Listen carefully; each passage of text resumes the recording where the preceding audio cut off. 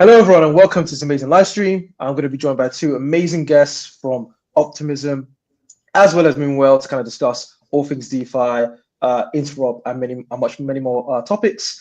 In the meanwhile, my name is Emmanuel. I'm basically going to be moderating this amazing discussion. And to kick it off, Luke, we would love to introduce yourself to the audience. Hey, Emmanuel, it's great to be here. Good to see you too, Pierce. I'm excited to be here and kind of represent the Moonwell community. I'm the founder of Moonwell. I used to work at Coinbase for a few years, and I'm really excited to be here today. This is the week of the launch of our Mamo agent, which we can talk more about, but it's a DeFi agent that's on the Superchain. Amazing. Over to you, Pierce. Cool. Yeah, I'm Pierce, product lead for DeFi and growth at OP Labs. So look over all things. How do we make the Superchain the best place for DeFi? Funny enough, Luke and I have had several collisions over the course of the last couple of years. So Luke, good to see you again today, of course, and glad to be building fun stuff with you still. Likewise. Amazing. To kick things off quite nicely, Luke, going to hand this over to you. We'd love to kind of hear your experience in terms of building on the Superchain so far, and obviously using the OP stack. It would be amazing for you to kind of take us through that journey, and obviously up to this point as well. Yeah, for sure. So first of all, we launched on the Superchain August 9th, 2023. That was the launch of our protocol on Base. It was day one launch for Base Mainnet. That's why I remember that date so vividly. Those of us like Pierce, I think you were working at Coinbase at the time. We were all, locked in and, really excited about the Mainnet launch. And so that was, day one for Base, and that was day one for Moonwell on Base. And then, later in that year, we expanded, or actually early 2024, we expanded to Optimism Mainnet, or OP Mainnet. And that was sort of a really big milestone for us, because when we expanded to OP Mainnet, we made our governance multi-chain. And we could talk more about that, but we've been really deep in the interoperability space for quite some time now, for actually, a year and a half and almost 2 years now, approaching, because we had to make our protocol interoperable and multi-chain just to launch on Base. We came from the Polkadot ecosystem. So we've been thinking really deeply about these problems of how do we solve, really hard technical problems like token movements across chains and governance across chains and message passing. And you can imagine that to make the Moonwell protocol multi-chain so that it can be on the entire Superchain eventually, we need to make it so that our users can not only lend and borrow on all the things, but they can also vote and stake and do all the governance on all the things. And that's really important to us, because Moonwell is a decentralized protocol that is governed by over 100,000 token holders. And we want to make sure that every deployment, no matter which network you're on, whether it's OP Mainnet, whether it's Base, whether it's Unichain in the future, we want to make sure every single deployment has the same capabilities. That's really important to us. We don't want people that are like on OP Mainnet to feel like they're second-class citizens to Base and they can't vote, right? A lot of protocols are like that. So excited to talk about that kind of journey, and we can go into whatever topics you'd like to discuss there. That's fascinating to hear. I'm like, your journey up to this point, I'm like really trying to make sure everyone has the same experience regardless of what chain they're using. I think it's really important for not just ecosystem right now, but obviously points towards the future as well. Speaking of points towards the future, it seems for some reason, Pierce, the Superchain is quickly becoming like the home for DeFi, with some Moonwell and a few other teams as well. From your experience, how does apps like Moonwell kind of help bring that to life ultimately across the broader Superchain? Yeah, I think two ways to think about this. So with the Superchain, we've had OP stack chains like Base and many others come into prominence over the course of the last year. And Base has obviously built an amazing business and an amazing ecosystem for builders over there. So two ways I kind of think about it. One is we're entering this new phase of Superchain Interop, which is coming in the second half of this year. And it's really of how do we build the best, most connected ecosystem for protocols like Moonwell, where we see massive opportunity is how do we connect all the dots? So like Luke alluded to, so Moonwell is now deployed on OP Mainnet. It has a massive set of markets on Base. And actually being able to unify that liquidity provides a better user experience for users on Base and on OP Mainnet. And as you think about as we move into the latter half of this year and into the coming years, Moonwell, especially the Base markets that exist today, are poised to be able to offer liquidity, borrowing and lending to tons of chains, tons of builders who want to build on any ecosystem. And so as we think about the Superchain becoming the best place for DeFi, it's really twofold. Like one is connecting the dots and making sure that if you're building on any chain to take advantage of maybe the unique distribution that they have or the unique block building capabilities they have, like World has proof of humanity. So if you want to build applications on World and you want to benefit from the mini app ecosystem that they're building there, you can actually still tap into all the hard work that Luke and team have done to build deep liquidity on Base, on OP Mainnet, probably other chains in the future. And so provides just a terrific experience for like the 23 million users who are coming in through the World mini app without necessarily having to fragment their experience, or Luke and team having to double down on incentives to rebuild their same ecosystem on a new chain. And so as we think about DeFi, one is unifying liquidity. Two is we're introducing tons of new features, faster block times, other things to the OP stack that'll just make the ecosystem better for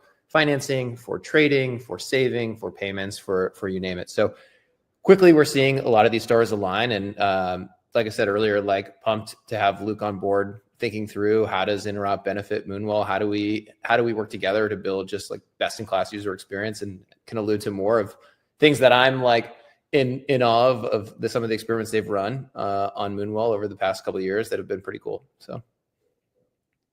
Yeah, 100%. If I could just build on what you were saying earlier, one of the challenges that we faced since we launched on two different superchain networks, Base and OP Mainnet, is that we're really fragmenting USDC and other stablecoin liquidity across the superchain and across many layer ones and layer twos in Ethereum. This is not just a superchain problem. This is an Ethereum problem, or it is a broader crypto problem, right?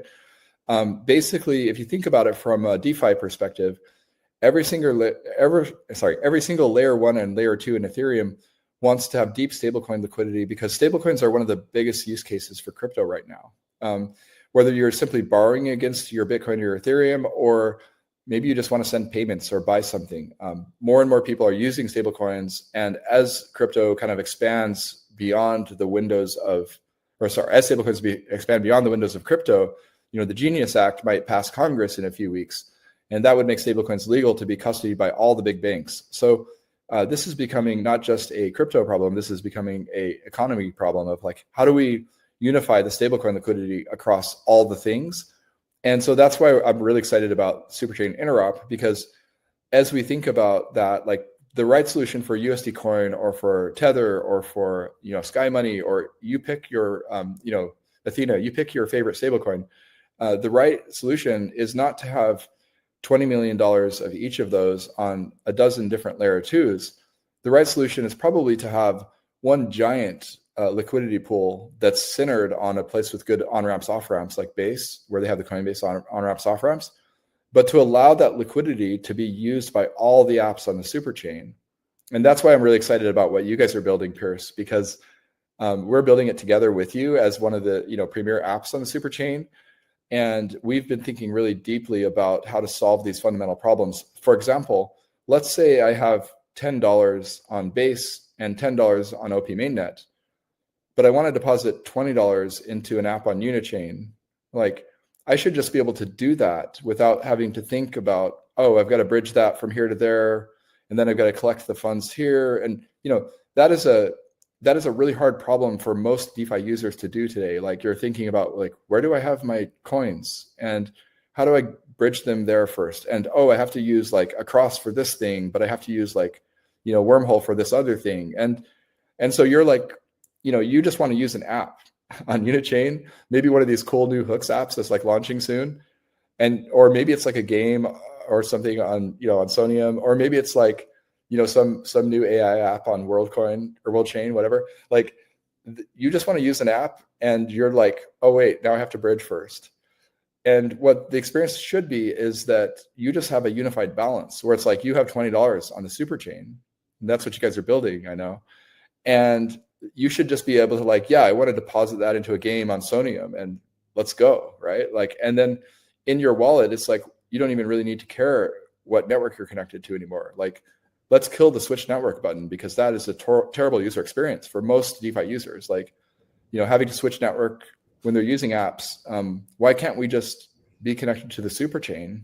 And these are the hard problems I know you're trying to solve. I'd love to hear more. Yeah, I'd imagine too, Luke, like it's part of this is like the consumer use case, right? Of like removing friction, but I'd have to imagine that you guys see some efficiencies for like advanced users or like professional traders as well. Like, I'd imagine that any of the major funds or many of the like major arbitrageurs today who are handling liquidations on Moonwell would love to be able to swap through just one big pool of liquidity that combines across like Base and Unichain to get better price execution for a liquidation. And today it's kind of like pick your poison when they know that there's potentially like more efficiency out there. Is there some truth to that? Like, I mean, are there benefits across like consumers and like a couple of these different cohorts?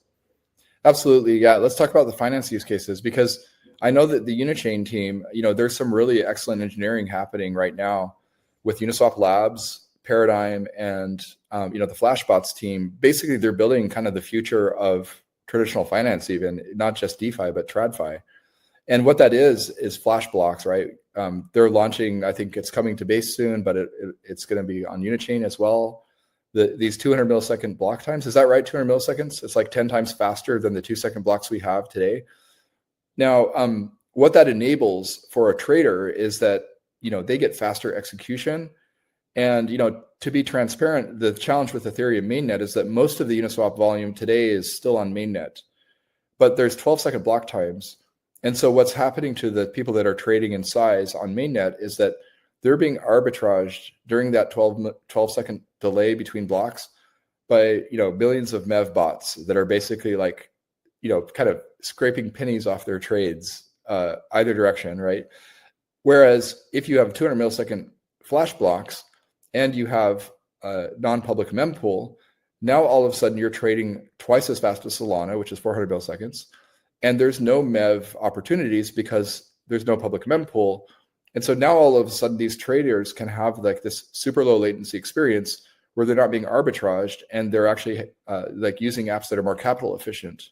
And I think that's the vision that, that's why Uniswap Labs and Paradigm and like the GigaBrains there and the Flashbots team are basically building that future out with like T's, trusted execution environments, so that they can hide the mempool as they decentralize the sequencer.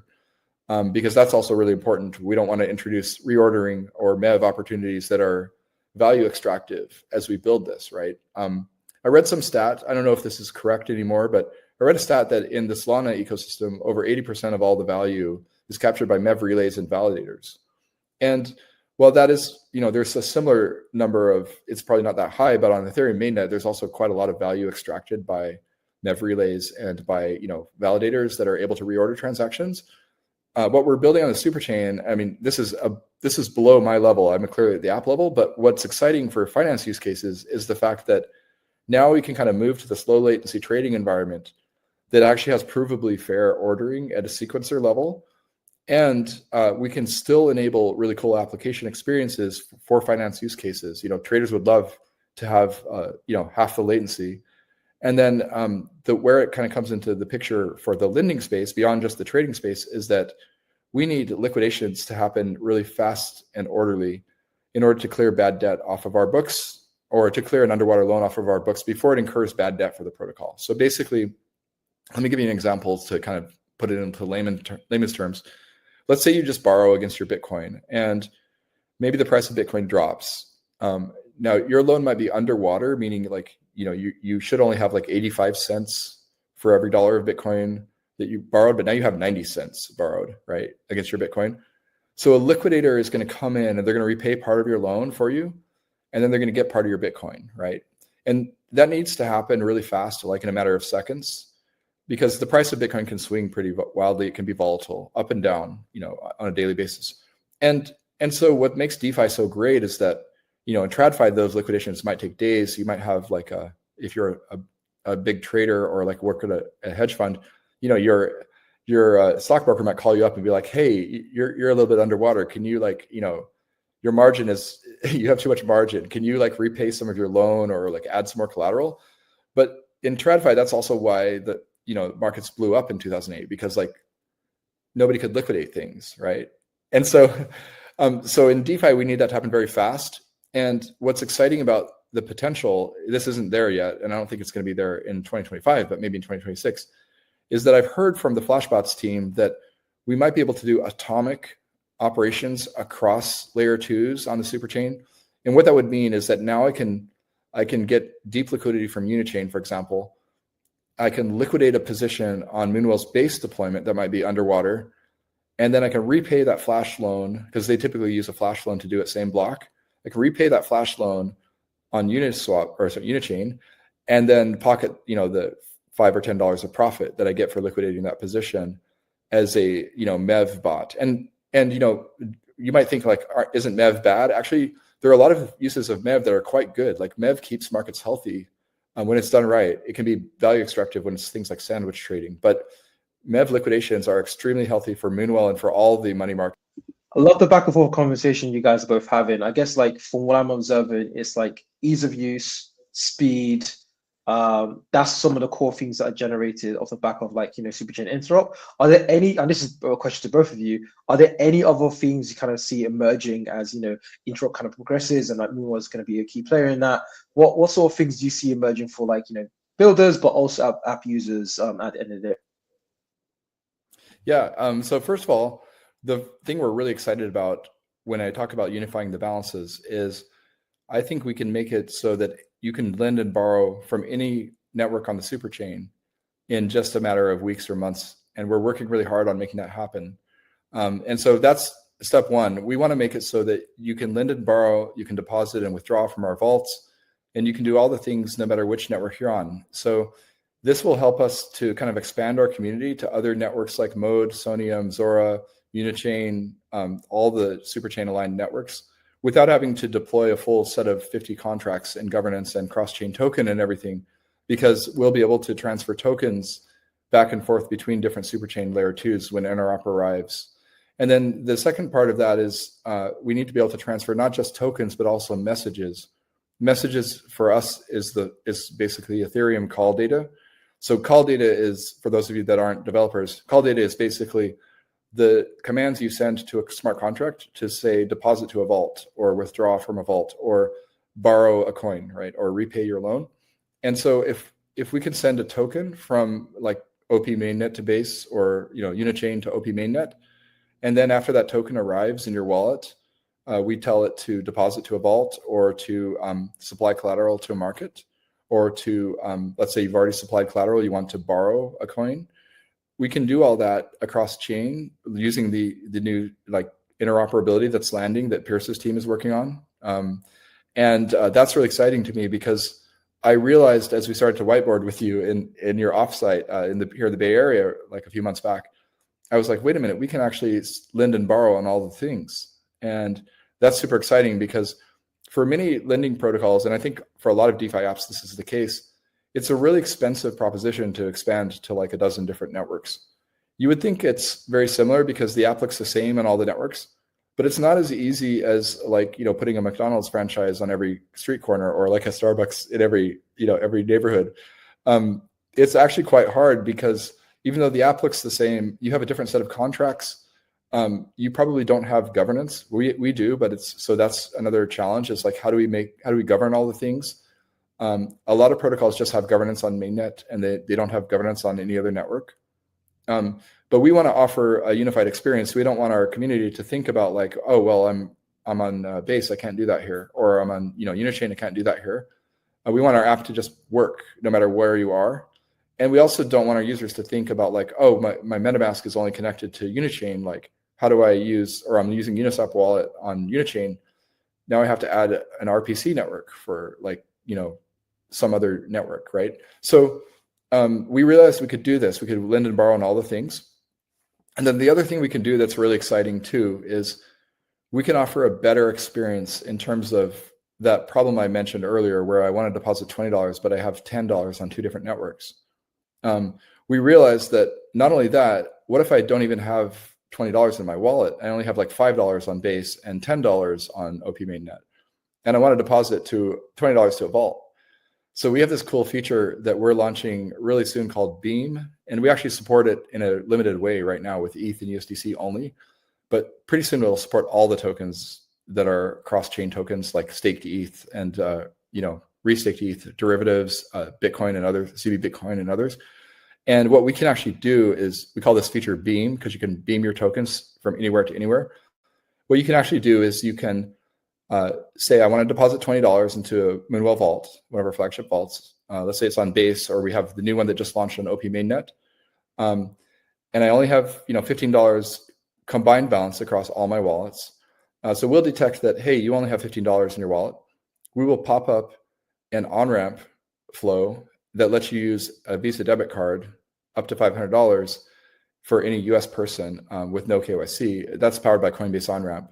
And then once a minute later, once you punched in your Visa debit card details and the USDC is in your wallet on whatever network you want to deposit it on, we'll also collect your other tokens from the other networks. And then you just sign a single transaction to deposit $20.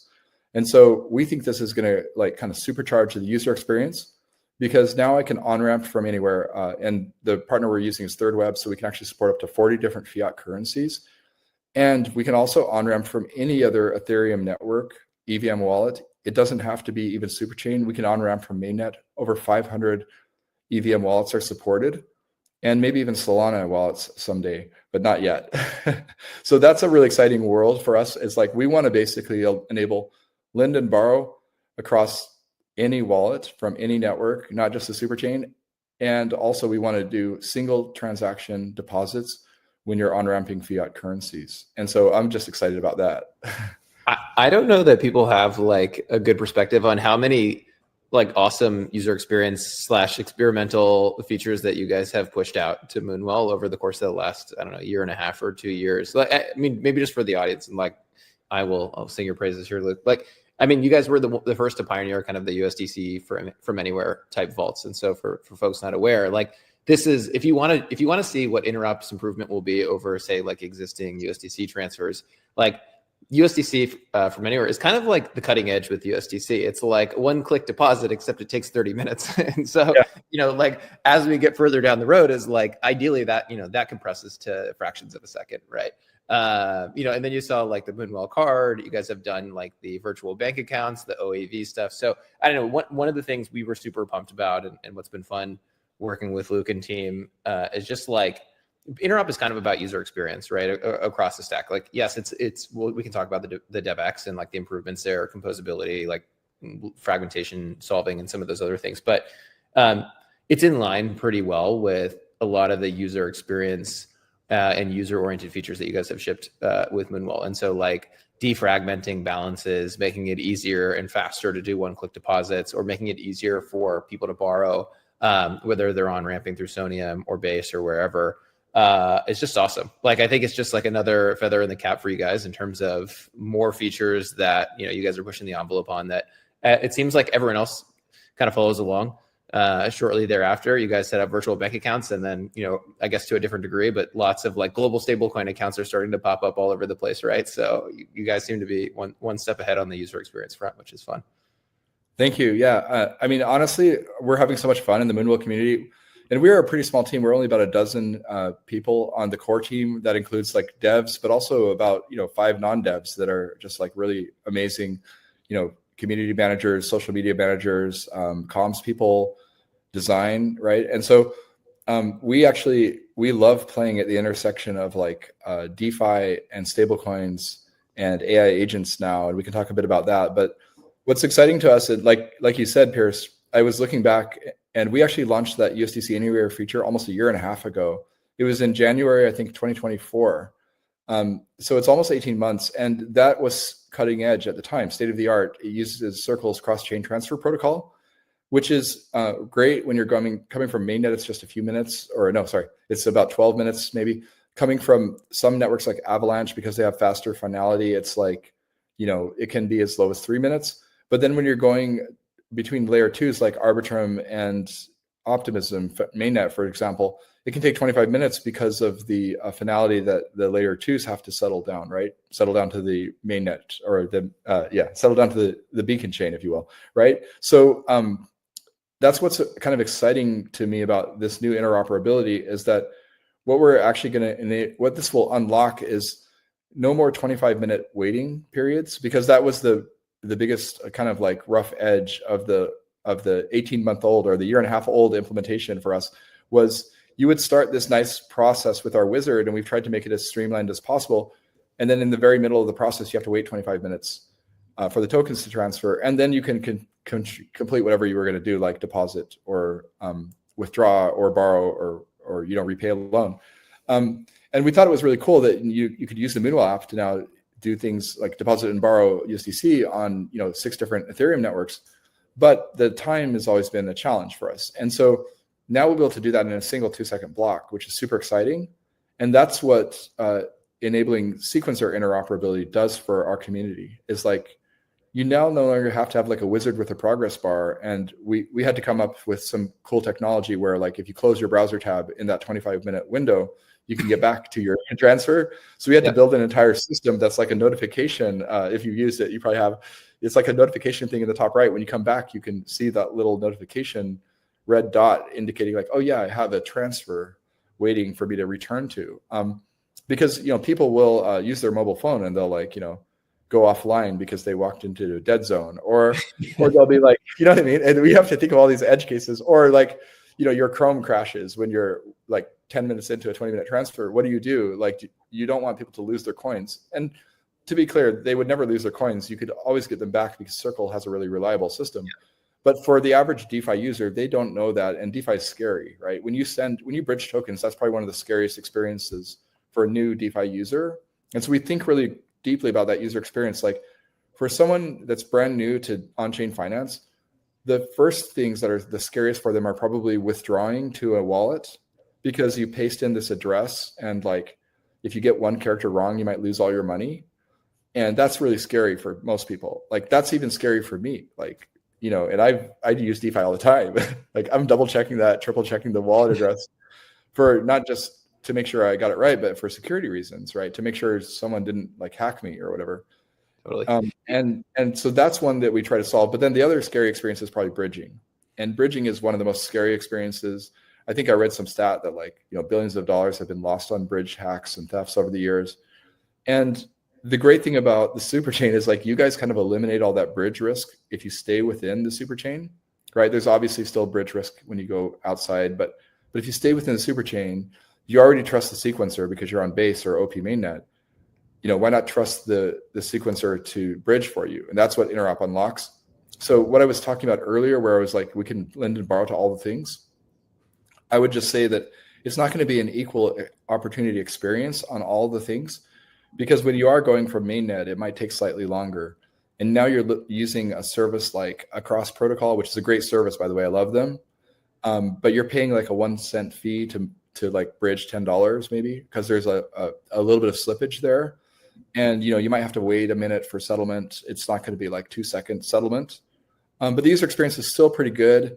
You're paying a small fee to, you know, the relayer or the bridge provider, that's doing basically kind of a lock unlock on, you know, it's an intense system. But as we start to swap in the Superchain routes, as the tokens all upgrade to SUP ERC20 or whatever interoperable standard is supported by the sequencer, that's really exciting to me, because then we get to that 2-second next block guaranteed finality, zero slippage experience that people love. Because it's really nice actually for just an average user, like a retail user, to say like, okay, I'm taking $10 of ETH, and then, like, you know, 30 seconds later, I have $10 of USDC deposited on Base. That we can do that today in the Moonwell app with that Beam feature I mentioned. Mm-hmm. But it's an even better experience when there's no slippage, no fees, guaranteed delivery, and you don't have to trust a bridge provider. Luke, can you, one thing when we were hanging out in San Francisco a couple weeks ago, you brought up was just like the efficiency from like growing the protocol side. And one thing you said resonated, which was like, you guys don't have to deploy the application 15 different times and then deploy incentives and grow those markets in isolation. Now, like you'll likely have a deep liquidity hub on Base, and that will continue to grow as a byproduct of like more connectivity to things like Sonium users and world users. Can you talk to that a little bit, just on the efficiency? Like, one thing you struck me, you said was like, oh, as we incentivize and try to grow these markets, like it reduces a lot of redundancy, in like the operations of setting these up, but from like a cost perspective as well. It sounds like you guys get some efficiency of growing maybe a handful of like really, really big markets that then can service a ton more users versus having to spend on incentives or whatever, you know, spend resources on growing these different markets. Can you speak to that a little bit, just in terms of how you guys are thinking about that? Yeah, absolutely. So one thing I would say is there's really a few areas of cost that we've thought about really deeply. And to be honest, 3 years ago, before we launched Moonwell, I didn't know a lot about this. DeFi is a very new space to be building a protocol in. And, you know, I came from a CeFi background working at Coinbase like you did, right, Pierce? And so in the Coinbase world where you're building CeFi products, like I was building staking rewards for Ethereum and other networks, you think a lot about security, and you think a lot about like, how do we keep funds safe, right? Coinbase has a great track record of security, and that's why they've been safe to kind of keep your coins on their centralized platform for so many years. But when you move to the DeFi space, you now start to think about security in a much more adversarial environment, where if things are insecure, you can lose, hundreds of millions of dollars, potentially billions of dollars to North Korea or to really bad nation state actors. And so you also think about things like governance risk, where if you could have now that things are governed in a decentralized way, there have been situations where activist investors have taken over protocols and basically drained them of value. And that's happened a few times in the DeFi space. And so there's all these new risks that you have to think about. And so for us, there's really, I would say we've thought really deeply about the multi-chain governance problem I talked about earlier. Like, how do we allow people to vote and stake on all the things? And it's really important for the long-term health and decentralization and safety of the Moonwell protocol that we have really good governance participation. We have over 100,000 token holders. We want to make sure that there's a lot of people voting in governance, because that's how you protect the protocol against activist investors. Most of those activist investor takeovers happen on a weekend when people aren't paying attention, sometimes even a holiday weekend. And somebody puts up a governance proposal where, maybe it's like July 4th weekend and everyone is on vacation in the US, and nobody notices it until they get back on, the next week or something. And so so I would say, like, in terms of cost, let's talk about the human time, the engineering time. So for us to launch on a new network, like a new layer 2 network, we actually measured this when we did the launch on OP Mainnet last year. It takes us about 6 to 8 weeks of total time. And part of that time is engineering time, basically making sure all the contracts are correct. We audit every contract, but when we're stamping out a new deployment, we're not auditing net new contracts.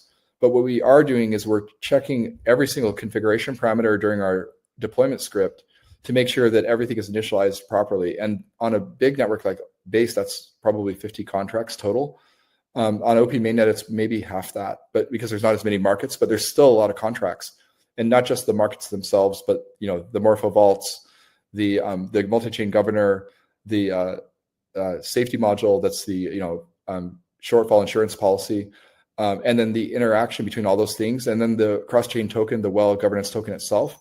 And then we have vote collection contracts on all those networks, where they basically send those votes when you vote on Base or OP Mainnet. They send those votes back to the central governor, and they get tabulated together.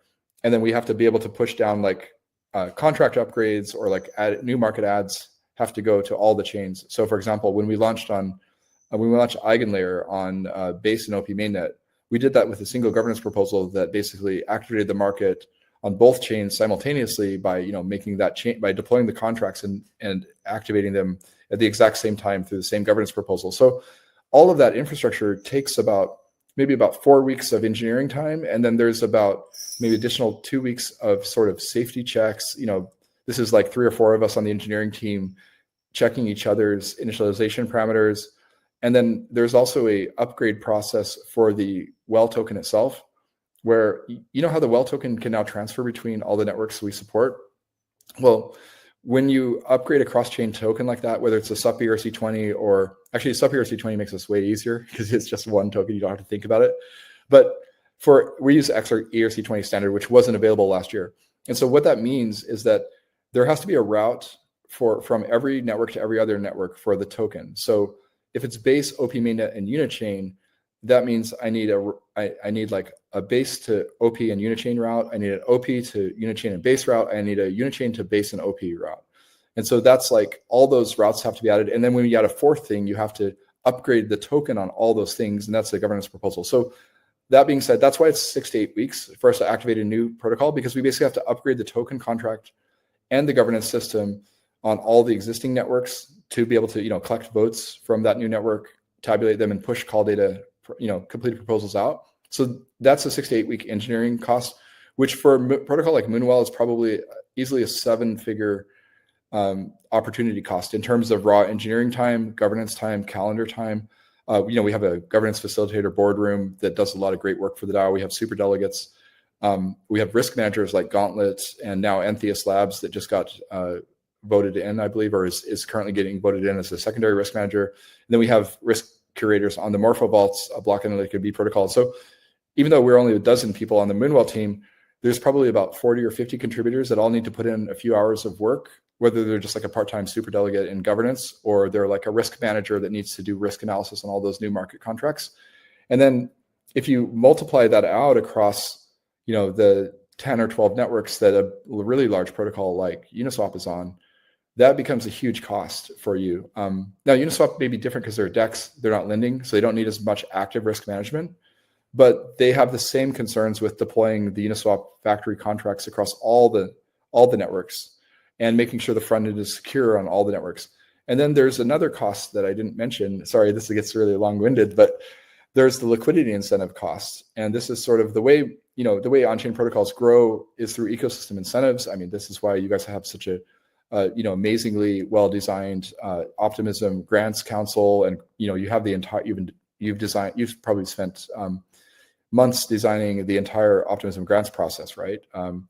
And how this, and it's a constant iteration to just improve it over the years. But if you think about it from the perspective of ecosystem incentives, what you're doing is you're basically giving out governance tokens to early adopters of the protocol, because those are the people that you want participating in governance. They're the people that are most informed about how to improve the protocol, how to upgrade it over time. Same thing with OP Mainnet, same thing with layer 2s and layer 1s. You want the people that are the most active users of apps or of apps on your ecosystem on the Superchain to be the ones participating in governance because they're the most informed. And that's how you decentralize the protocol. You don't want it to be in the hands of just a small team. You want it to be in the hands of millions of people globally. And so if you think about logically, like let's say I put OP incentives on USDC market on OP Mainnet, which we have going right now. Thank you to the Grants Council for their generous grants. And we've gotten some retroactive funding grants over the last few months that are, thank you for the generous, thank you for the generosity of the Optimism community. Let me put it that way. But if I put OP incentives, or through governance, we do this all in a decentralized way, on a USDC market on OP Mainnet and one on Unichain and one on Base, and that, let's say the APR for incentives is a few percent. Now, all of those incentives are kind of competing with each other, right? And now, Unichain wants to have 3.1%, so that they look slightly better. And Base wants to have 3.2%, so it's slightly better. And so you end up in this kind of like crazy thing where we're all sort of competing with each other, even though we're all part of the Superchain, and we should actually be helping each other, not competing against each other, right? Like, I strongly believe in this, like, rising tide lifts all boats. And like, why are we competing over the same $200 million of USDC liquidity on all the different Superchain L2s? It's because, just historically, that TVL metric, that vanity metric, is the most important thing for most layer 1s and layer 2s. And if you're a layer 1 or a layer 2, I get it. You guys are in the space. You want a high TVL because that shows success. And that also gives users confidence that they can use your ecosystem and not get rugged. Or, there's a whole bunch of lendiness that comes with having high TVL account. But if we start to think about the Superchain, and this is what I've put a lot of thought into, I know you have too, Pierce, you start to think about the Superchain as, why are we all fighting with each other? Why not just help the Superchain win? Let's just get one giant ball of liquidity, whether it's on Base or OP Mainnet. You probably don't care. Let's put it on Base because it has better on-ramps and off-ramps because of Coinbase. And then let's make it so all the apps can use that liquidity. And I can, whether I want to like trade on Unichain, or whether I want to use a game on Sonium, or whether I want to use an app on Base, or whether, maybe I want to coin things on Zora. Like, I shouldn't have to think about it. Like, I should just all work. And we shouldn't be competing for that liquidity.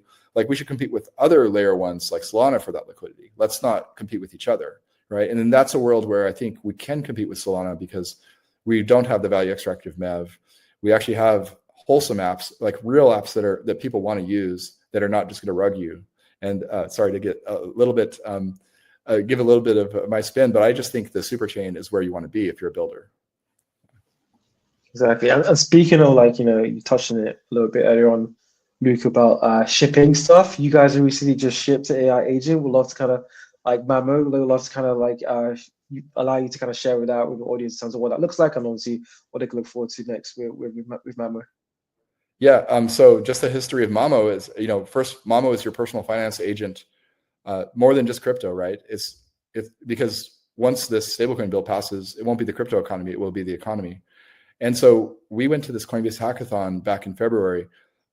The Moonwell team went, and we actually met up with some really amazing builders from tribes, people that are former Coinbase, former Meta, former Apple, former, across our team, we have former Coinbase, former Amazon, former Apple, former Meta, former Twitter engineers. And basically we just had this cracked team because it was like Moonwell plus additional 10x engineers. And we swept the Coinbase AI hackathon with Mamo, which is a, personal finance agent that can help you earn the best rates on chain, but also give you advice about how to save and how to grow your portfolio.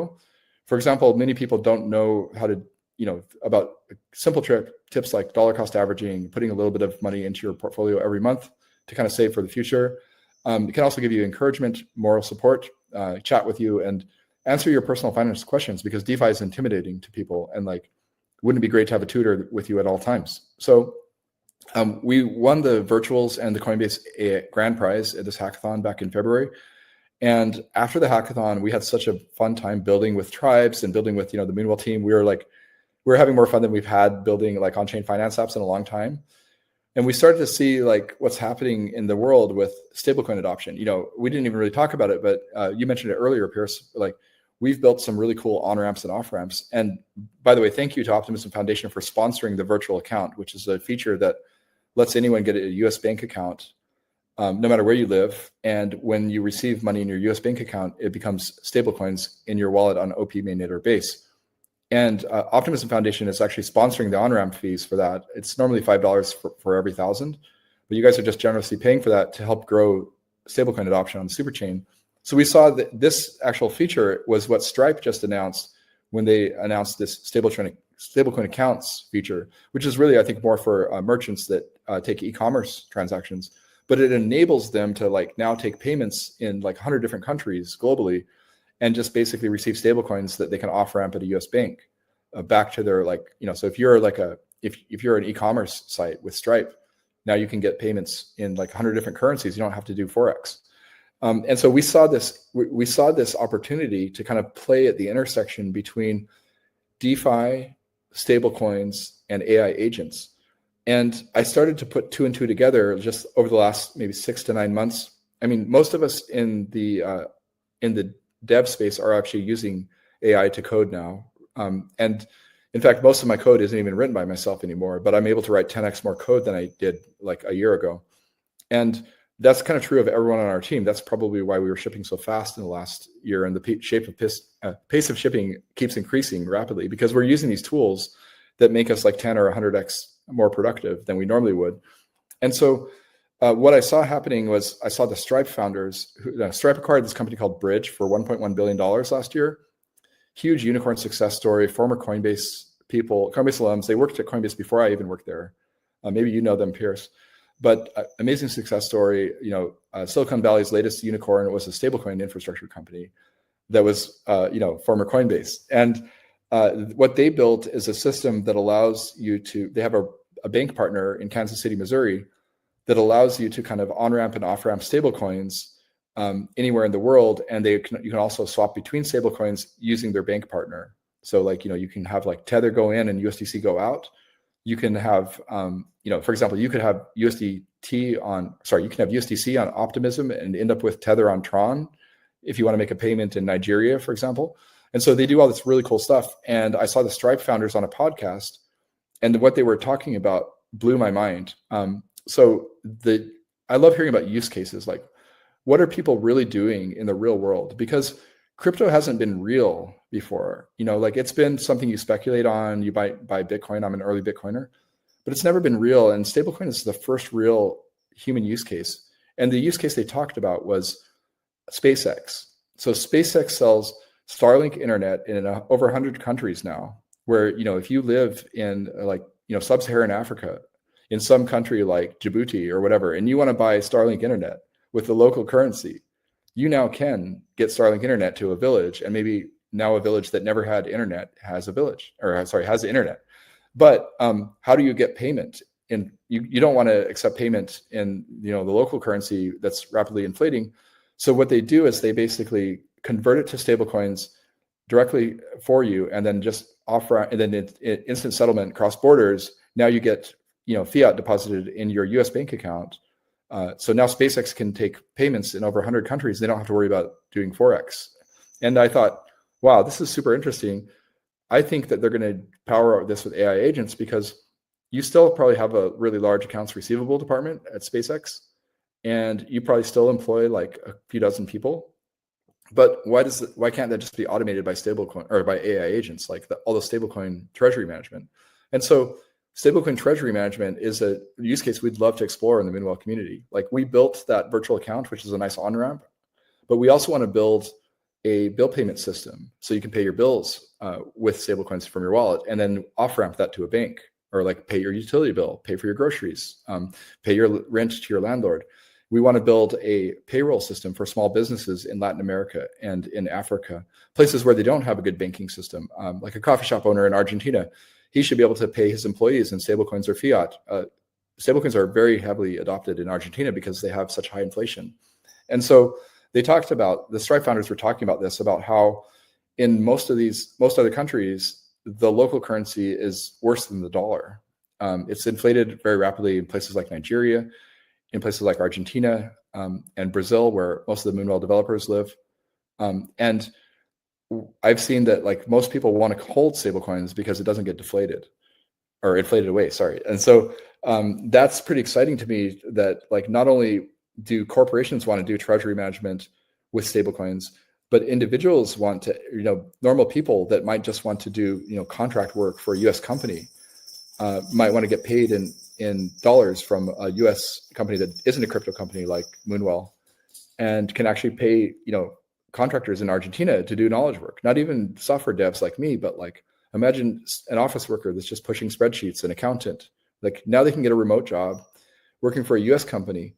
They can get paid in stablecoins in their wallet on the Superchain, and then they can go shop and maybe pay their bills with the Moonwell debit card, which we didn't even talk about. And then the AI agent, where Mamo ties into all that is, I had this really interesting conversation with a founder.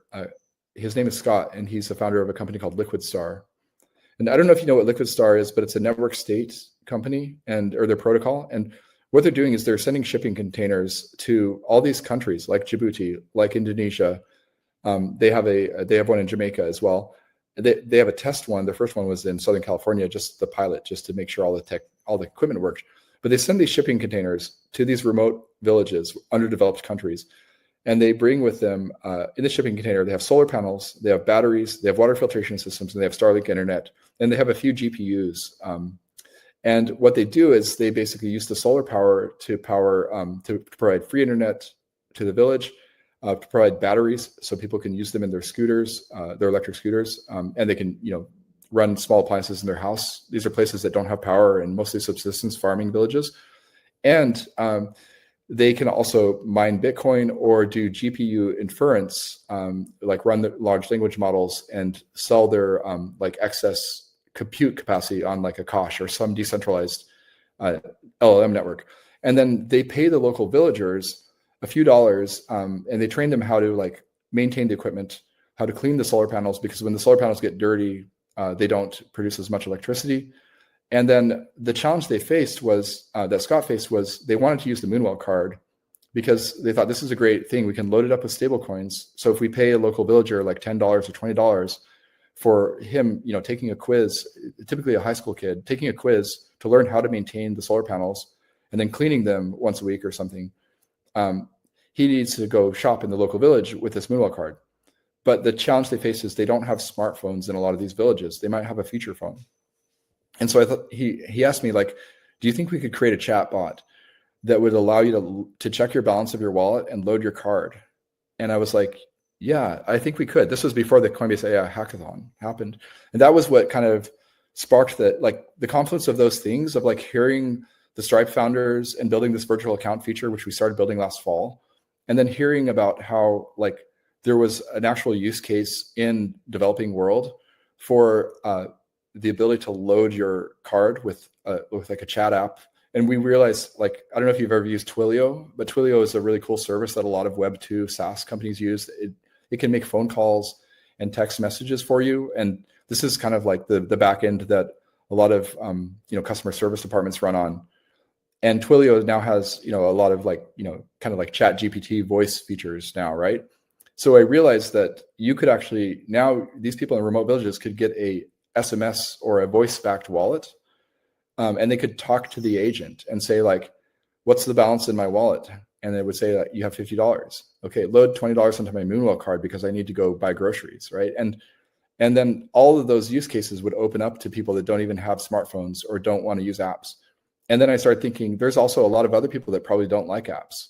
For example, people that are senior citizens that might have poor vision. Maybe it's hard for them to see all the tiny text in your app. And so that's what the origin of Mamo was. And that's what we're really excited about, is like this intersection of stablecoin infra, AI agents, and on-chain finance, and the economy, not just the crypto economy. Well, Luke, thanks for the time today. And for anyone who wants to build amazing apps, compete with Moonwell someday with their user experience and everything else, you can get started docs.optimism.io or console.optimism.io. Great dev tools there, links out to all kinds of other starter kits and other tools to get started, RPCs, all that fun stuff. So yeah, if there's one takeaway from my end, Luke and team with Moonwell, I think it's a great example of scaling with the Superchain, building their brand, building their business on Base, extending out further, and really leaning into the distribution that they're going to get from the Soniums, the Worlds, the Inks, the Unichains, et cetera, and just being like awesome foundational partners as we build out this ecosystem and with the future of finance that'll live on the Superchain. So Luke, thanks for continuing to build with us. Thanks for being a great partner as we move through this. And I'm sure we'll learn a lot over the coming months as we ship Interop and figure out what are the other unknown unknowns that we haven't even thought about yet. So yeah, thanks for having me, guys. It's been so much fun to be here. I would just say, first of all, go to moonwell.fi if you want to try our app. The virtual account feature is free that I mentioned. The debit card is free, so try them out. You just have a KYC. And then also go to mamo.bot to try the AI agent. Yeah, it's a really, I'm having a lot of fun building Moonwell and building Mamo. And eventually Mamo will become part of the Moonwell app, but we need to figure out how to integrate it properly. Nice. Again, I want to thank you both for your time, and you're really excited to continue to build with you and the rest of the team at Moonwell, Luke, and obviously Pierce, the great things he's doing on the Labs team as well. So thank you for listening, enjoy the conversation, and look forward to more development.